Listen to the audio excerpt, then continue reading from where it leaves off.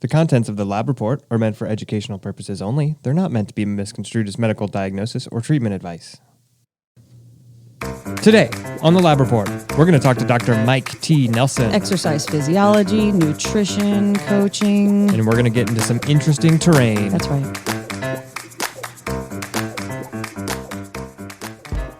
The world of medicine can be challenging. Clinicians and patients are always looking for more options, more effective treatments, and in the end, more answers.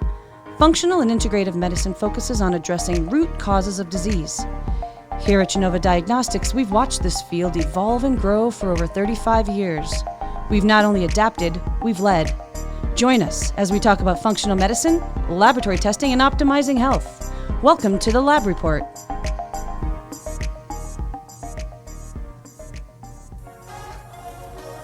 Terrain? That's right. Interesting terrain. That's right. It's a good word. Yeah, it's a metaphor, right? Yeah. Hello. Hey, Michael Chapman. Hi, Patty Devers. How are you doing today? So great. How about you? I'm doing awesome. Well, I'm so glad you're here. Welcome to the Lab Report. Oh, thank you. That's a nice thing to say. Welcome to you as well. And welcome to everyone to this podcast brought to you by Genova Diagnostics, where we talk about functional medicine, specialty lab testing, integrative therapeutics, and all the rest of it. All that stuff. The like. That's right. And if you're new to this podcast, welcome. And I hope you can go to iTunes or Spotify and subscribe to the show. Maybe rate, review, leave us some stars and some feedback. And if you've got additional feedback, you can email it to podcast@gdx.net. That's right. And we have a very interesting guest coming on today, Dr. Mike T. Nelson. Like the interesting terrain that we're going to cover. It's true, because he's not just a coach and an exercise physiologist. He has some really interesting modalities that he uses. Yeah, we're going to talk about those, but we're also going to get his thoughts on just sports optimization, athletic performance optimization, and all those things. Talk a little bit about nutrition. It's going to be a good time. Before we waste any more of your time, maybe we should just get him. Oh, great idea. So, Michael. Yes. We are honored to have Dr. Mike T. Nelson here today. Absolutely. I know. Well, let me tell you a bit about Dr. Nelson. Dr. Mike T. Nelson has spent 18 years of his life learning how the human body works, specifically focusing on how to properly condition it to burn fat and become stronger, more flexible, and healthier. Dr. Nelson has a PhD in exercise physiology, a BA in natural science, and an MS in biomechanics. He is also an adjunct professor and a member of the American College of Sports Medicine. Dr. Nelson has been called in to share his techniques with top government agencies. The techniques he's developed and the results Mike gets for his clients have been featured in international magazines, scientific publications, and on podcasts and websites across the globe. Cool. And with that, welcome to the podcast, Dr. Nelson. Thank you for coming. Yeah, thank you both for having me here. Really appreciate it. Thank you so much. Absolutely. So, Dr. Nelson, we've had some previous guests on in your field in exercise physiology and nutrition. And one of the things is a lot of them have a history in athletics and sports, and that's kind of what drove them into studying exercise physiology. Is this kind of similar to your path, or is it different? I would say it's similar, although I'm probably the inverse. I got into it because I was absolutely horrible at everything sports related. Like in, when you go through like 5th grade, 6th grade, high school, that kind of thing where you have to pick teams. I hated that because at the end of it, I was always the last person picked. And then there was an argument about, do we really have to take him or not? Can we just play without him? Drama.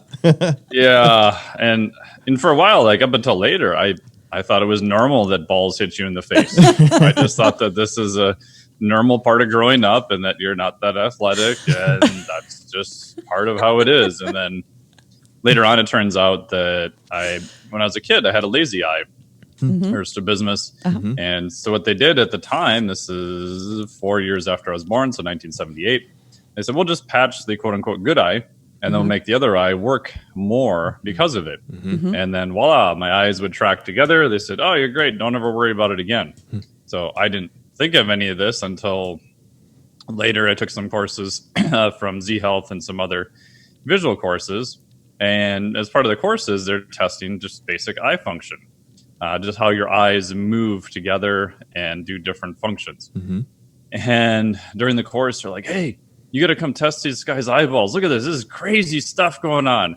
So everybody in the class was like testing my eyes because they're doing all this wonky stuff. And then gets into your history, and I'm like, oh, maybe that's why I'm afraid of heights. Maybe that's why balls hit me in the face, because I can't see in 3D. But my eyes will drop to monocular vision. They can't fuse an image together.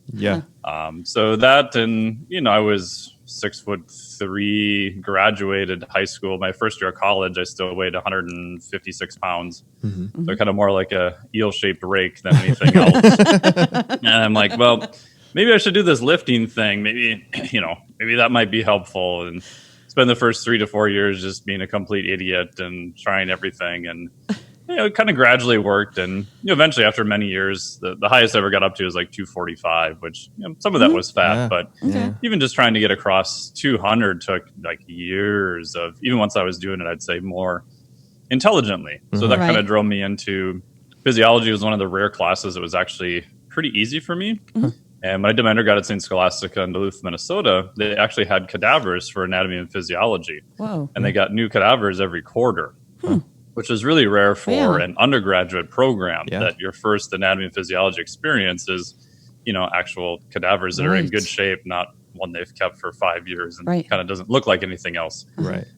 So that was kind of interesting. I just kept taking those more of those classes for fun, and just kind of went on from there. I did not expect that answer, actually. I thought you were telling me you were an athlete. I was like, what? No. One of my greatest compliments, though, was I did some more dissection course through Tom Myers, this course was 3 years ago. And a buddy of mine there, Steve Horney, was like, oh, so you must have played sports, right? He just kind of thought I was like some tight end for football or whatever. Oh, that is like the greatest compliment ever.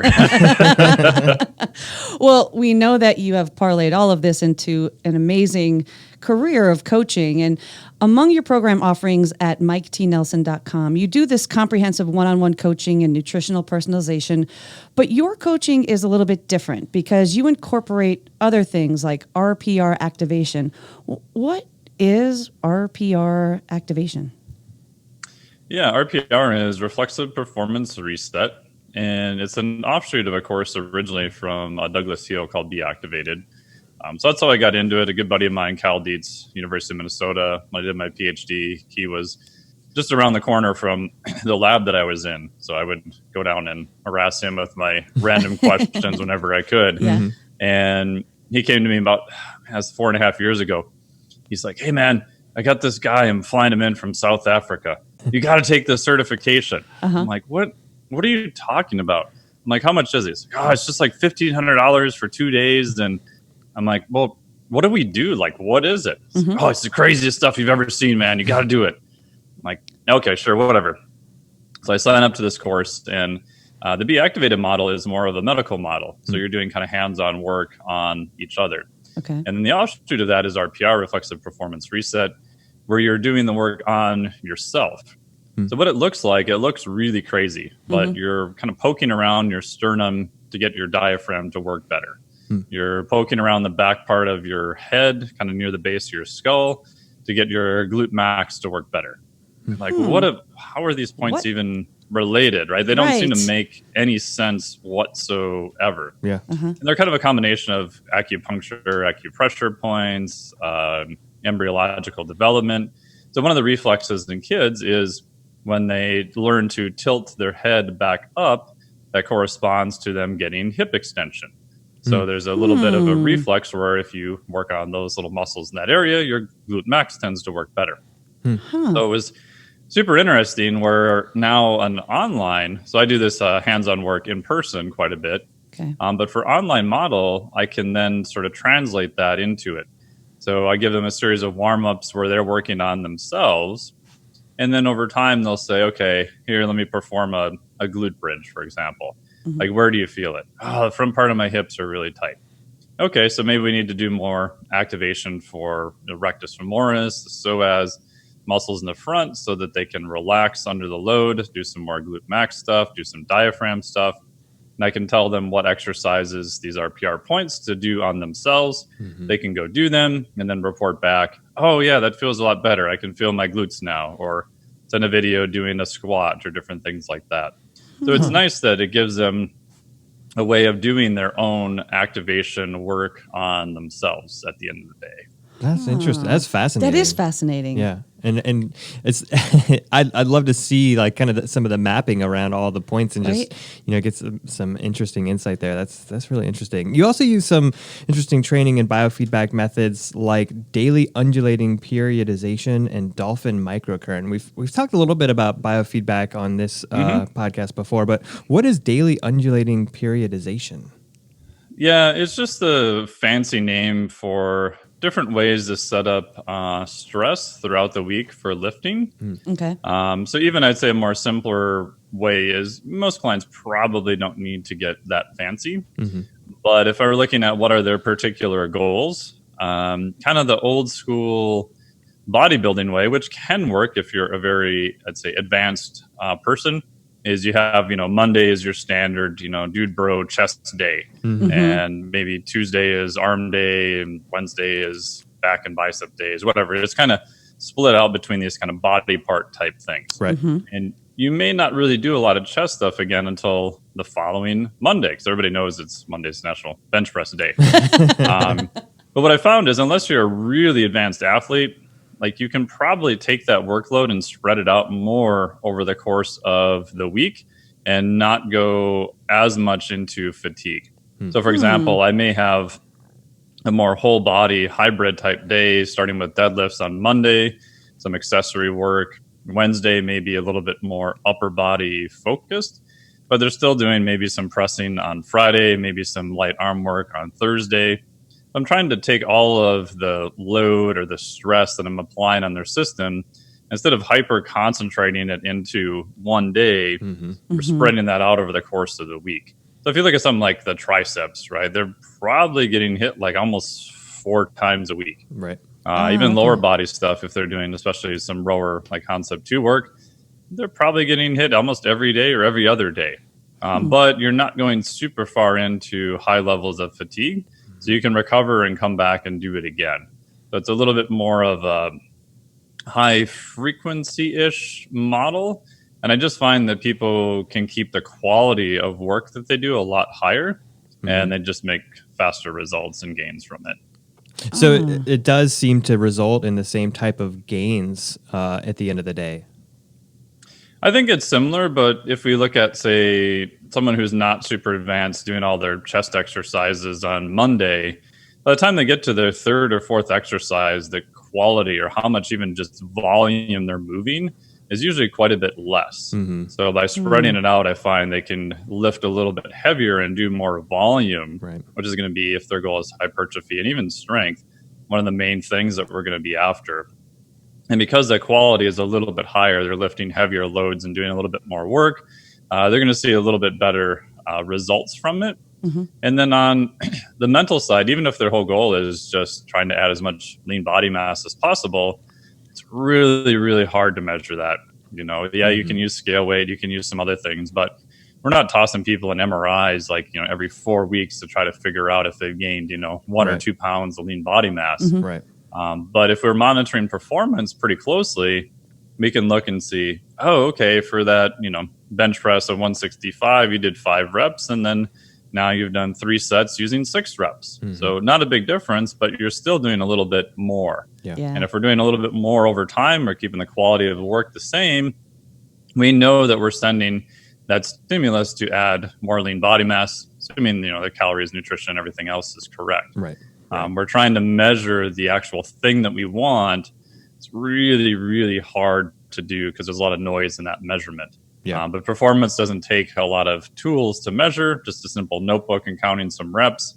And we can keep track of that over time to make sure we're giving the body the correct stimulus. Cool. Makes sense.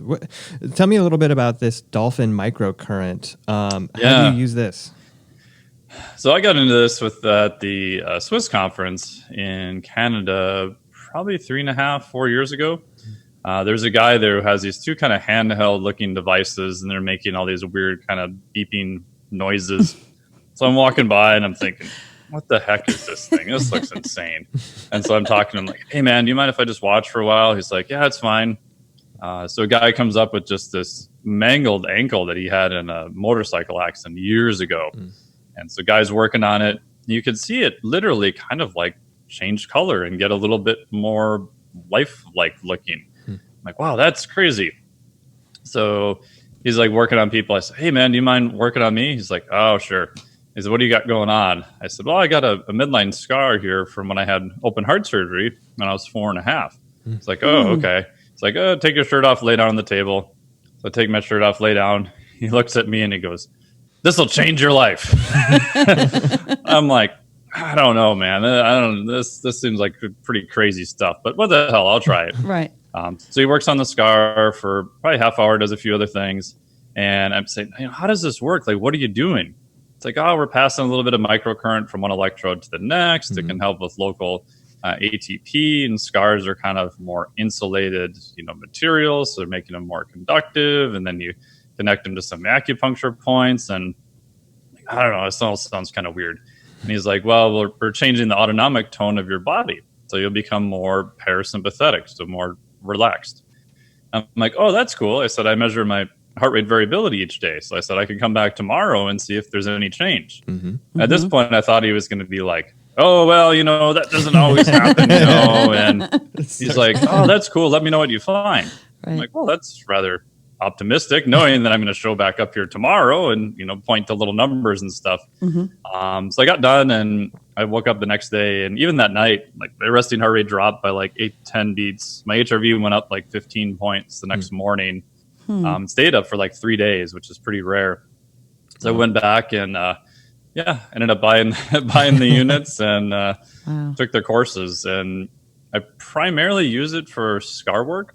Okay. So if I have someone like doing in-person stuff and we're just not seeing the changes that I would normally expect, on my little list of like weird stuff that may be affecting it, one of the things is, do you have any scars? And for whatever reason, like midline scars seem to be more of an issue. So if they've got them on their sternum, abdominal area, for women, C-sections going across the other way, we'll take the dolphin, go through, do that. And then we'll literally apply almost like the same therapy stuff, be activated training, and it starts working again. And that's happened, man, I don't know how many times. Wow. So just one of those weird things. I mean, I even had an NDA with the company for a whole year just to try to figure out exactly what the hell's like going on. Right. Even if I couldn't tell anyone about it, I just wanted to know personally. And I still don't 100% understand it, to be honest. I really appreciate, because here in functional medicine, we are kind of like out on a limb, thinking about things differently, keeping an open mind. So I appreciate how open you are to all of these other different modalities available in coaching. It's just awesome. I love it. And so with that, you mentioned heart rate variability and you talked about being in parasympathetic state. And on the show, we've done a lot of talking about that, the need to balance sympathetic, parasympathetic. So do you use HRV in your athletes, and do you actually see them perform better? Do you actually see the difference? Yeah, so I have used HRV since the first time I did it on athlete was, I think, 11 years ago now. Oh, yeah. I did research on it. I published that about 13 years ago, looking at heart rate variability, especially after energy drink consumption. Short version on that, heart rate did change a little bit. HRV, paradoxically, did not change, which could have been recreational, just healthy college students, could have been the dose, who knows. But at the time when I did the research, it was a pain in the butt. We had some used equipment that cost us about 10 grand to pick up used. Wow. You had to come in the lab, we had to hook you up, we had to do the measurements. In the background, I had to write this custom program to translate it from MATLAB and drop it into Kubios. And all this monkey motion. It was a real pain in the butt, not really that useful. Okay. But luckily, a couple of years after that, an app came out called iThlete. So instead of athlete, it's iThlete. The guy, Simon, did his background actually in digital signal processing for primarily audio companies. And the downside of a lot of the apps was the people designing them didn't necessarily have a good signals background. So they thought, hey, we'll just, stick this app on here and we'll get it to work. But like all things, right, if you're not careful about the noise that comes through, you can get really wacky measurements because you're only gathering data for 60 seconds. So it turns out that I did some studies. The app is pretty accurate. So I started using that on all the athletes and one-on-one clients. Initially, I thought I would use it on athletes for more training and performance, but I wanted more data, so I just started using it on everybody. what I found was for athletes where their lifestyle is pretty controlled, like day to day, they're pretty good. The nutrition's the same, their sleep's the same, recovery is the same. The training is a big thing, the big stressor that changes. So that was pretty easy to figure out because now with HRV, we can kind of dial their training up or down depending upon what we're seeing. Mm-hmm. For clients that were not more higher level athletes, they were the inverse. It was primarily their lifestyle that was kind of a disaster. Right. So I could use HRV to try to drive more lifestyle changes and point out that, hey, look, Bob, you haven't slept well for the last 4 nights via your self-report, and your HRV is showing that you're a lot more stressed. So I would just draw this little graph and show it to them and be like, hey, what do you think's going on? And they're like, oh my gosh, when I don't sleep as much, I get more stressed. And this is like the same conversation we've had almost every week for 3 months prior. Right. But then seeing the actual data, it all of a sudden became more real. Yeah. And then for an intervention, you're like, okay, let's, work on sleep hygiene, all the stuff you guys talk about, go to bed earlier, whatever. And then we can try to measure, are you getting a little bit better? Because as you guys know, like some people have such a massive sleep debt that yeah, they're doing the things that are better, but they don't feel a difference because they're in such a massive sleep debt. Mm-hmm. But a lot of times they'll see on HRV that they're actually getting a little bit better. So now we have kind of a positive feedback loop of, yeah, those actions you're doing that are hard, you may not feel a difference, but we can, quantitatively show you that your body is becoming less stressed overall. Mm-hmm. Huh. So in terms of all-out performance with lifting, is HRV predictive of all-out performance?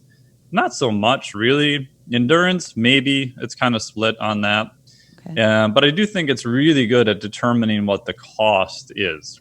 Yeah. If I drive my little 2001 Jetta to the grocery store, I can redline it and probably make it there a little faster. Mm-hmm. But I can't expect myself to do that every day and, have 250,000 miles in the car and have the engine still work well. Right. So yeah, I think you can definitely drop the hammer and do good acutely in a high stress situation, especially with lifting or quote more anaerobic type high intensity stuff.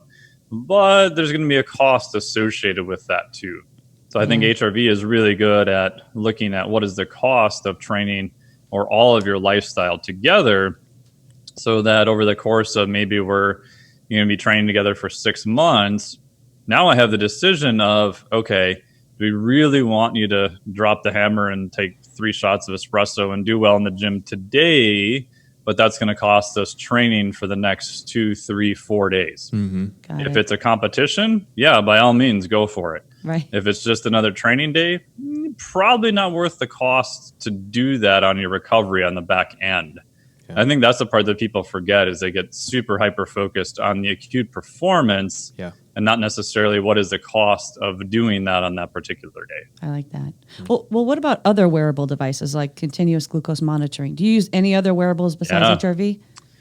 Yeah, continuous glucose monitor is super interesting. We've used those off and on since the Libre Freestyle was the main one that came out. I do little experiments on my wife too. So we stuck one on her left tricep and then waited 5 minutes and stuck one on her right tricep just to see if they were kind of similar. Right. Mm-hmm. They're pretty similar. And some of the devices have actually gotten better now. I mean, you can get, super fancy $1,000 ones too. Mm-hmm. Yeah. But I think it's useful because everyone responds differently. And to be able to see what those differences are without having to prick your finger all the time is super useful. Yeah. And you can now see the kind of how the curve looks. Do you spike up super high and then crash? Do you not get super high? And we did this with my buddy, Dr. Ben House in Costa Rica a couple of years ago. Had a bunch of, lifting dudes come down there and stuck, these monitors on them and had them train and just started testing a bunch of stuff. And some guys, and these are all healthy guys who lift a lot of weights, they could, crush rice cakes, rice, popcorn, ice cream, no big difference. Huh. One guy in particular would have the same amount or less in pineapple and his blood glucose would skyrocket. Yeah.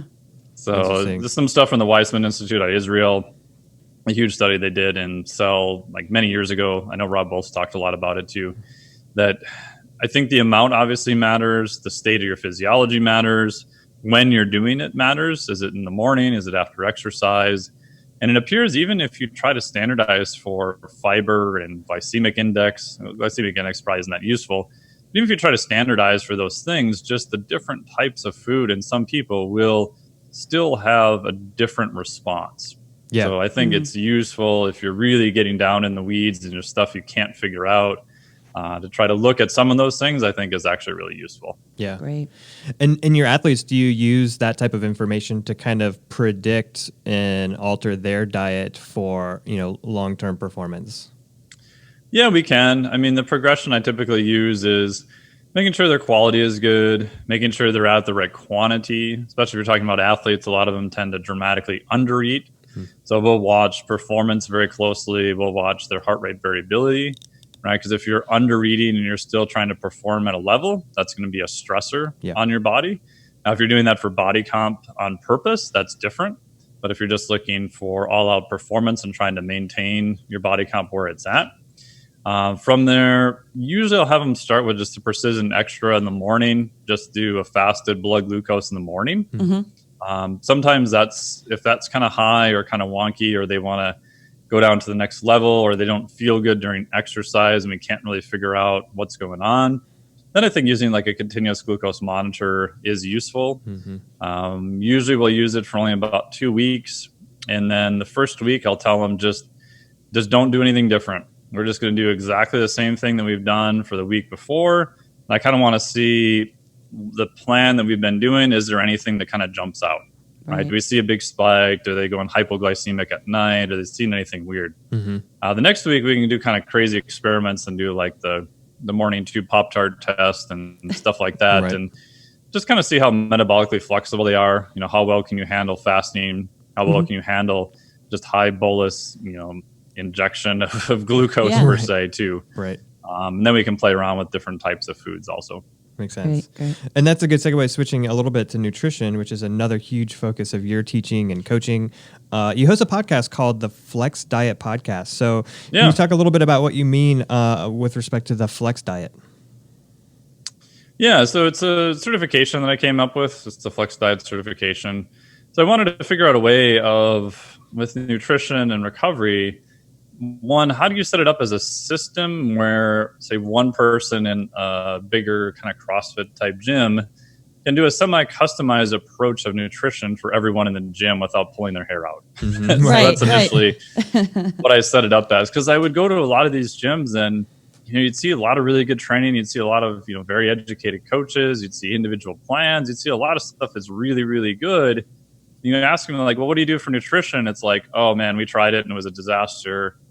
Now we just do random 30-day challenges, So like month 1 is keto, and then next month is paleo, and next month is whatever. There's nothing wrong with any of those diets at all per se. But if you're changing something every 30 days, it's going to add a lot of confusion. May not be the best for some of the clients because they probably have different goals. So I took 8 different interventions from protein, fats, carbohydrates, ketogenic approach, fasting, the NEAT, exercise, sleep, and said, okay, how do I rank these so that people are starting with the thing that has the most leverage? So being a research geek, I'm like, okay, this is easy. We'll just go look at what are the physiologic effects, and we'll start with the things that have the biggest physiologic effect, which anyone who's coached people before knows that that's probably going to be a disaster, right?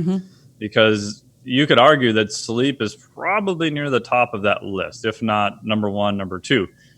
But anyone who's had discussions with their clients about trying to get them to sleep more, I would rather pound my head against a concrete wall because they all agree and they understand the value of it. But at the end of the day, it literally becomes, okay, so the 2 hours I hang out and watch Netflix at night with my spouse, significant other, after kids have gone to bed, you're telling me, screw that, don't do that, just go to bed.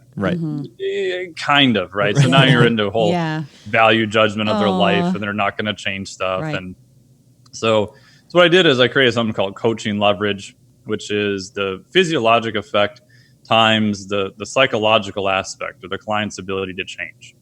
So I said, okay, physiologic aspect 1 to 10, ability to change is a 1 to 10. We'll just multiply those. So sleep has like a physiologic of, probably a 9. Client ability to change is like a 1. So your overall score is like a 9. Which ended up being dead last overall. But something like protein, Protein has very high physiologic response, either 9 or a 10. And most clients are kind of shocked, especially body comp is their goal, that, okay, hold on, wait a minute. You're telling me you want me to eat more of something. I thought I was just supposed to eat less of everything. Right. Like, no, I'm telling you, I actually want you to eat more protein. Like, well, can I really eat too much protein? Not really in a vast majority of cases. So once they kind of get through that, they're like, oh, okay, this is relatively easy to do. So 9 times a 9, you're up near the top of the scale at that point. Yeah.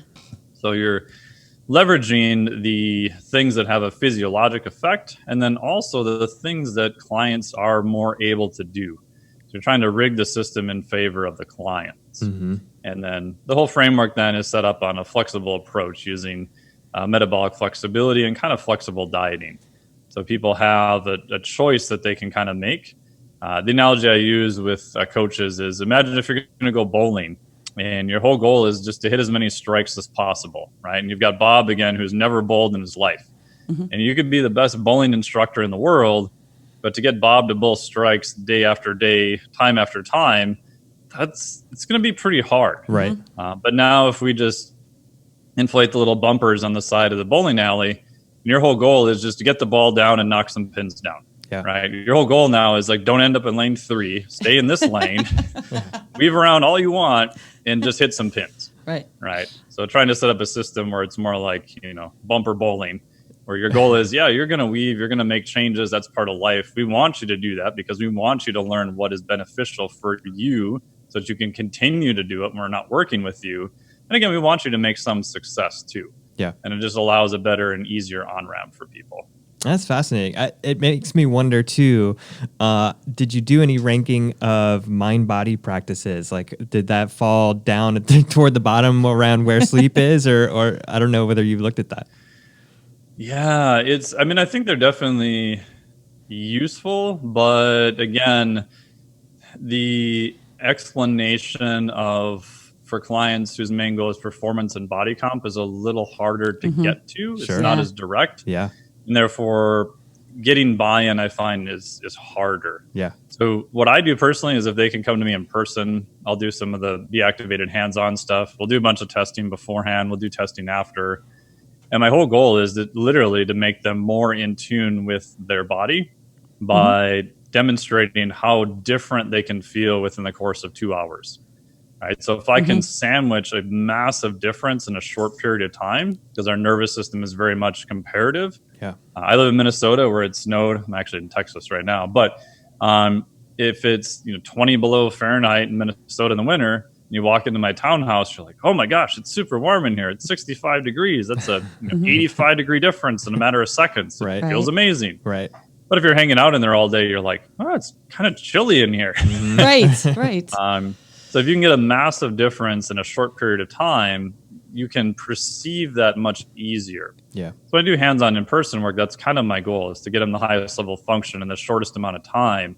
And now they're bought in. So now I'm like, hey, go home, do these RPR drills, do some of this mind-body stuff, do some meditation. And they're like, oh, okay, yeah, that totally makes sense.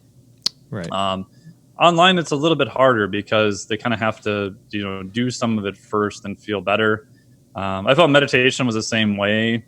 I've tried off and on to meditate since I read one of Andrew Weil's books in like the mid 90s, and unfortunately I kept making the time less and less because I thought, okay, if I'm not doing this, then, kind of the BJ Fogg approach, I'll just make it smaller and smaller. Mm-hmm. And that works really, really good for a lot of stuff. But the problem that I forgot about for myself personally was I never felt any different. I never did it long enough to feel any different.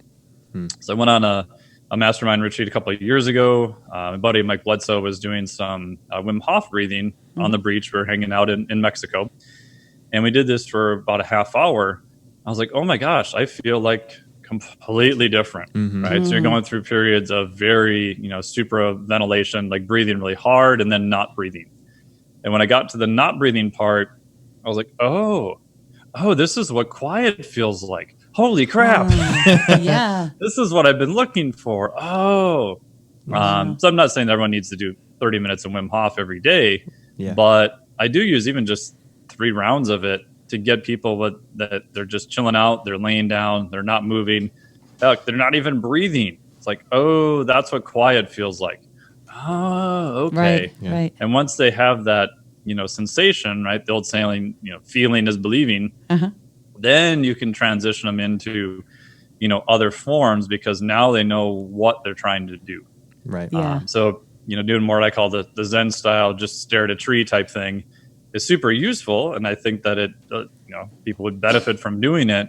But it's also a really hard sell, because you're asking someone to just kind of quiet their mind, and they don't even know what that feels like yet. So they don't really know where they're going. Sure. So it's a little bit harder sell at first. Yeah, makes sense. Makes absolute sense.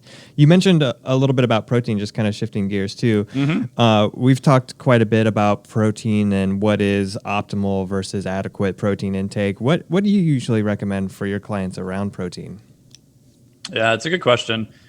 Most of the data right now, I would say if you use English scale, right, because it's all in metric, 0.7 grams per pound of body weight, I think is going to be pretty good. So if you're a 200-pound athlete, you're talking 140 grams. I even use that for people who are not super athletic. It's not crazy high. It's much higher than the RDA, right? RDA is about 60 grams per day, which I think is really low. But it's, you can get by with a 1 gram per pound of body weight. I'd say that's probably on the high excessive side. Again, it's not bad per se, but I like using around 0.7 grams per pound of body weight. There's some chronic studies that have been done on that. Kevin Tipton's done one, Muriel's done one. There's a meta-analysis by Dr. Eric Helms and a bunch of other authors were on that kind of came to the same number too. We have a fair amount of data that says that that's going to be a pretty good number.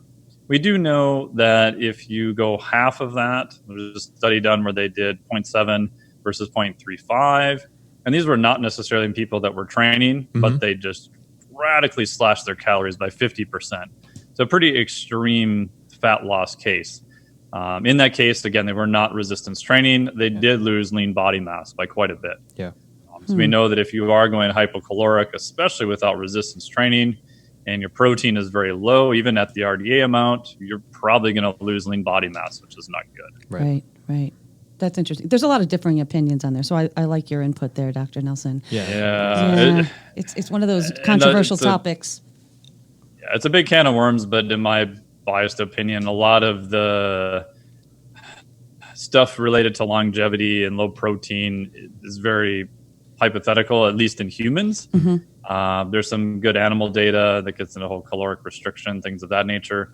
But the one thing we do know is that sarcopenia, so loss of muscle protein as muscle over time, is not good. And we do know that as you age, in general, because of anabolic resistance, you're going to need more protein. So I'm kind of more on the higher protein camp is going to be better. Good. Do you incorporate any type of fasting in your athletes? I do. I started using fasting probably about 10 years ago, actually. And how I got into it was I was looking for something that would increase the body's ability to use fat as a fuel. So increasing metabolic flexibility. So how well can you use carbohydrates? How well can you use fat? How well can you switch back and forth between the two? And we know that exercise can do that. But I'm like, well, outside of exercise, is there anything else that can do it? So I looked at a bunch of supplements, a whole bunch of other stuff. And then I realized, probably one of the strongest signals is insulin. If insulin is higher, it kind of pushes you to use carbohydrates. If it's lower, pushes your body to use more fat. That's kind of a fuel selector switch. And low levels of insulin will increase your body's ability to use fat. Like, oh, cool. So how do we get that? Well, you could do a ketogenic type diet, but we're looking at more performance athletes, especially speed and power. That comes with a cost on high-end speed and power. If you don't care about that, then that doesn't matter.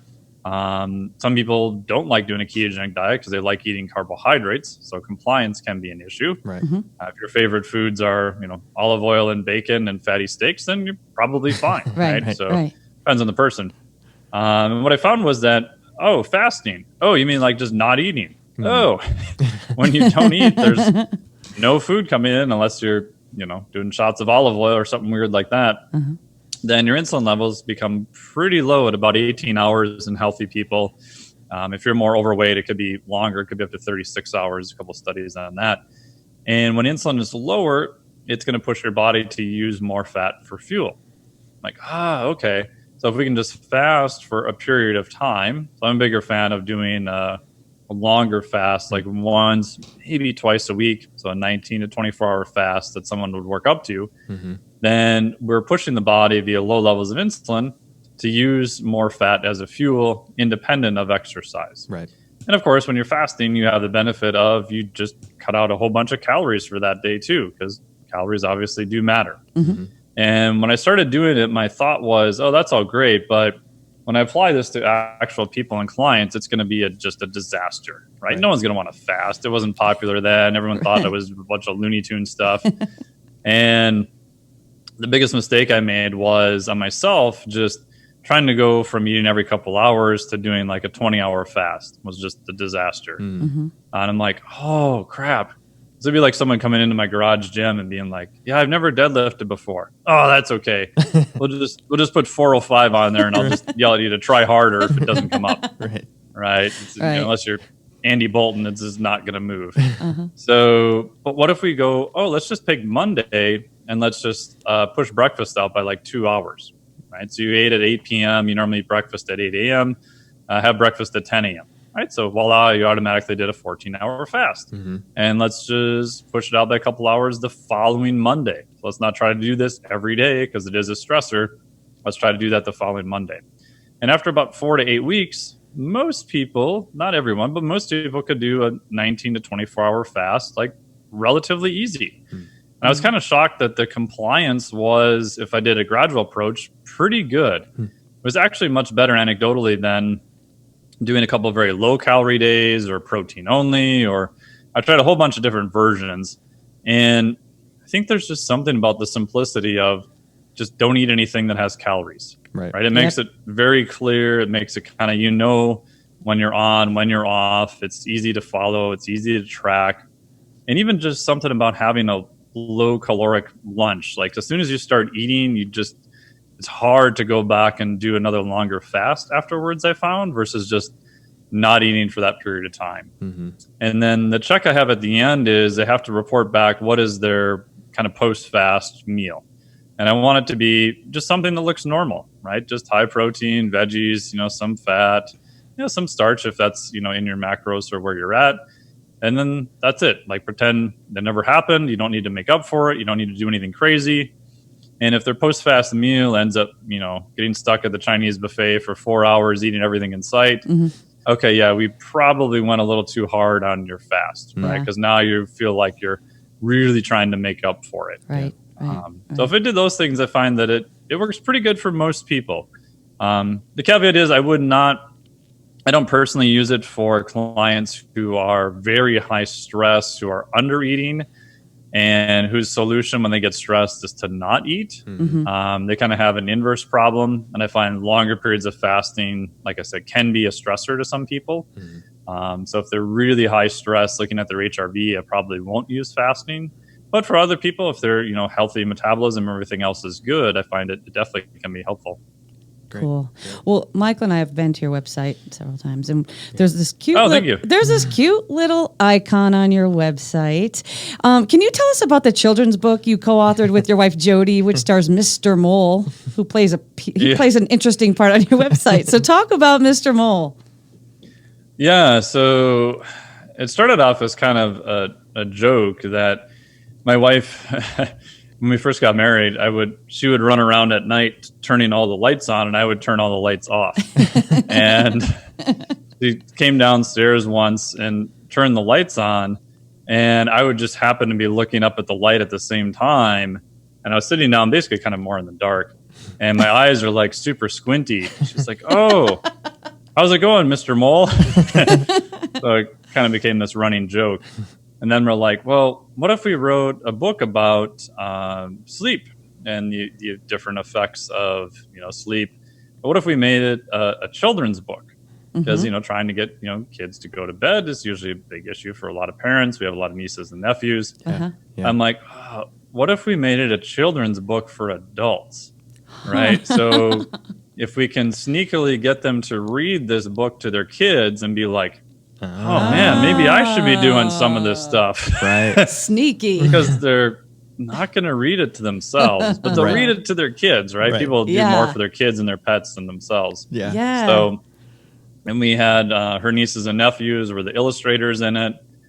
So she wrote the main part, and it was a very kind of rhymey version that does sound more like a kid's book. We had all the kids, draw different pictures and stuff for it. Right. And in the middle, I kind of put the Mr. Mole science-y research review of here's your, 3-phase approach you should do for better sleep. So it's kind of a combination of a children's book for adults that they can read to their kids, and hopefully their kids get some benefit out of it and adults get a benefit too. That's great. That cracks me up. Yeah, that's really smart. It's actually. super smart. Yeah. Michael's got small children, so he's like, oh, there you go. Yeah. Michael's like, and I have sleep problems because of the small children. You need to get the book, Michael. I will be right there. Yeah, and that's super common, right? Because Right. kids get up during the night, you're getting up, you're usually going to bed later, you want to chill out and relax after a while because the kids finally went to bed. So, yeah, super common. Genius. Yeah. That's genius. And because of it, I moved all of my HRV machinery up into the attic because I'm just there's no point at this juncture. Yeah.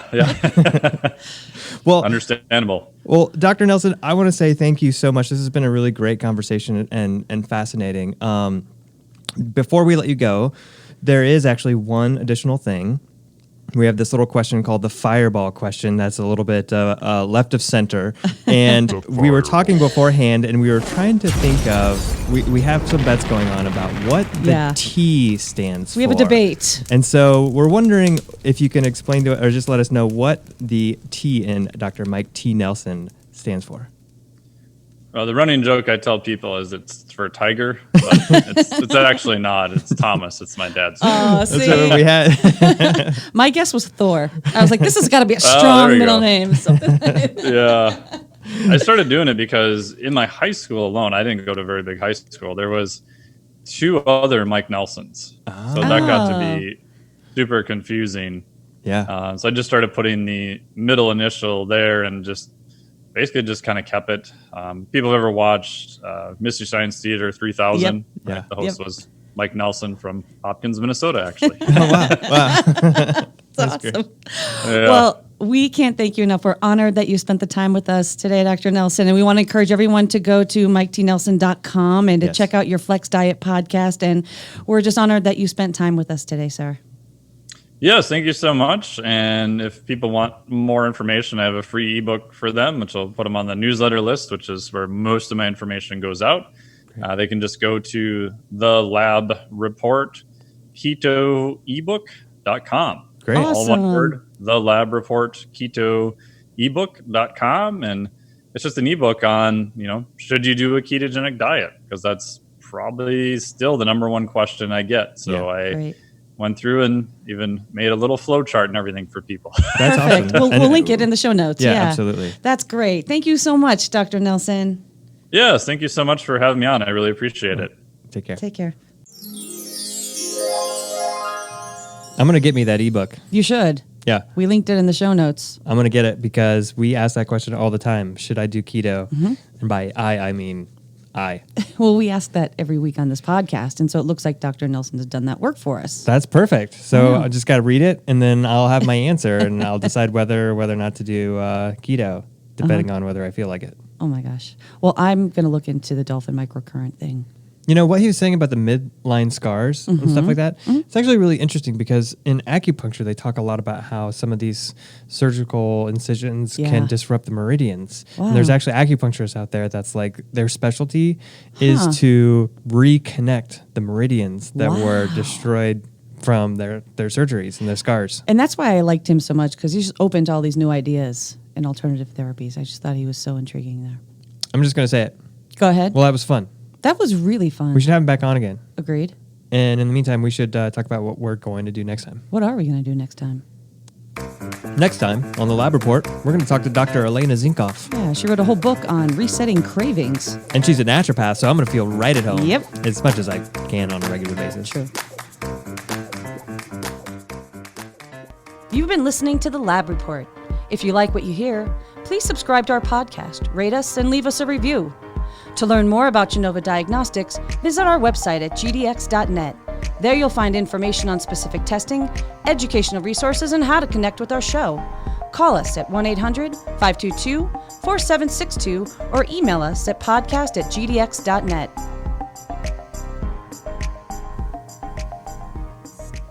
Have you ever had acupuncture, Michael? Oh, yeah. I used to get it all the time. I love acupuncture. I did too. I've had it. Yeah. I had a shoulder injury from P90X, and it helped me. I haven't had a scar that needs a meridian. We should have repair. a show on all the injuries from P90X. I know. We should have a class action lawsuit. I have umbilical hernia from P90X. From the ab ripper, literally. Ripped your It was abs. literally an ab ripper. Need some acupuncture for that.